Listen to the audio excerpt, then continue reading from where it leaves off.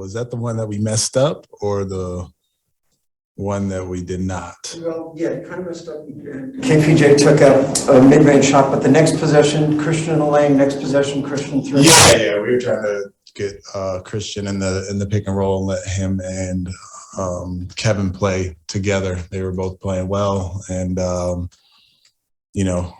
towards the end of the game, we were just trying to take what the defense gave us, and part of that was Christian and his pops and attacking, or Kevin playing downhill and making a play for himself or his teammates. But yeah, we're intentional about that. What did you think about Kevin Porter Jr.'s composure tonight in what was understandably probably an emotionally charged game playing against his former team?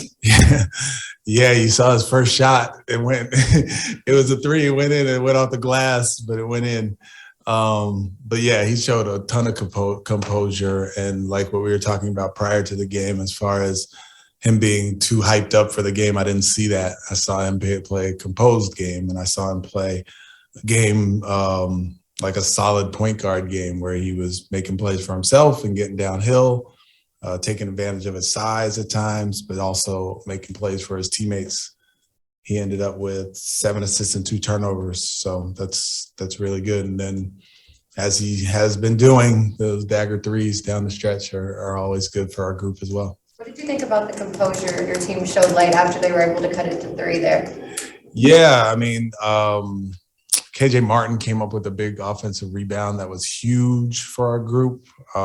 We've done a good job this season pretty much of when we're in the close games of kind of settling down and getting the shots that we want. Christian Wood did a very good job as far as his offense and his defense. So he made the floater, he made the step back 3, and then they tried to get the post up, and he stole the post up pass, down the stretch of the game. So our composure is something that's been good for us when we've been kind of right there at the end of games. Speaking of composure, Coach, what about Jalen Green? Once again, his aggressiveness to get to the basket. Yeah, I mean, I'm always super proud of Jalen and the things that he does on the floor. He was aggressive. He was when he saw the gap, he would take it. He was finding his teammates tonight, which is also good, and also another layer to his game. Yeah, he ended up with 5 assists and 0 turnovers, so that's great. And he shot the ball relatively well. So when he does it, when he is attacking, when he shoots the open shots, when he is making plays for his teammates and then trying as hard as he is on defense, he becomes like a really, really good player, and that's what he is. He's a really good player. You mentioned the daggers from KPJ late. Are you at all surprised at how comfortable he is at taking those kinds of shots? I'm starting to not get surprised.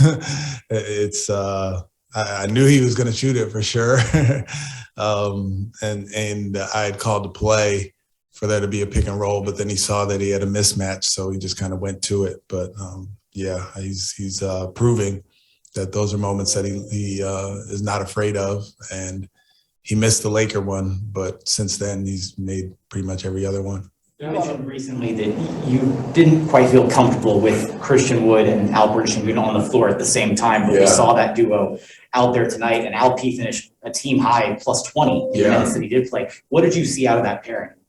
Yeah, I mean, it was helped a little bit by their size when they're playing bigger, but I'm gonna just probably try it some more, and hopefully I can get both guys, especially Alpy, give Alpy more minutes, but also not have Seawood kind of tethered to Alpy. So yeah, they played well off each other. We either had one at the top of the floor, and if one was at the top of the floor, the other one was at the bottom of the floor, which gives us better spacing. And it seemed like our offense was moving pretty good, and our defense, I got to check, but you would think that our rebounding would be better when those two guys are on the floor, and I'm not sure if it was or not, but looked like it worked tonight, and hopefully I'll be able to do it some more because, like I said, I want to give both guys more opportunity. Ending that Was ending the losing streak at home, is that something y'all even discussed, or is? Yes, it was something we discussed. Sorry. I actually this morning I wrote all of from the 12-8 game against Brooklyn all the way down, and I asked the guys, what is this list? And they're like, yeah, those are all the home losses that we've had. So usually when I do stuff like that, they respond, and I probably should have done it earlier. Coach, down the stretch, they were trying to go to Mobley a lot. What defensive adjustments did you make on him? We didn't really make much of an adjustment. We were trying to play him straight up. I thought Jayshawn Tate did a very good job of fighting him down there. I thought C. Wood did a good job of fighting him down there. Even KJ had some opportunities to fight him down there. And, you know, he started off really, really hot, but I do think we did a better job on him in the second half, just because we were really, really wanting to win that game. And you could tell by the way the guys were trying and playing hard. What did go ahead. Coach, I don't want to get you in trouble, but were the number of fouls, especially in the first half, making it hard for really both teams to get into any sort of rhythm? Yeah, it was. There were a lot of whistles, definitely, and especially early in the game, but it was for both teams. So some nights it's just like that. And we fought through it, and it wasn't a distraction, which at times it can be a distraction for us. So that'll be one of the things I point out to the group tomorrow, as far as, you know, the whistle didn't affect our play last night or whatever tonight. Kevin, you brought up his numbers. I don't know how many games back you went with it, but he basically replicated that again today. Is he playing that position with a steadiness that you have to be effective at that spot?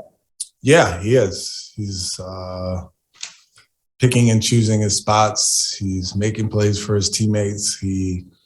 At one point, I called a play and he came over. He was like, well, what if I put Garrison in that spot? And I was like, hey, yeah, do it.